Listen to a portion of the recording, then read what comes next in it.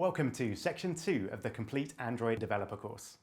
Hopefully you've now got all of the free stuff and it's time to start writing some code. So we'll begin by downloading Android Studio.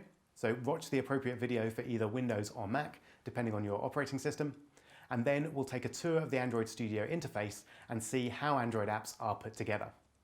Then we'll start adding things like text views, buttons and images to create a user interface for our app, and we'll start writing code to make our apps interactive.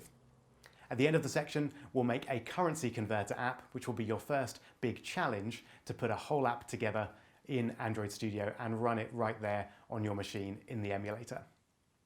At the same time, I'd encourage you to download a copy of my book, How to Earn $10,000 While Learning to Code, and start jotting down a few ideas for apps that you would like to build.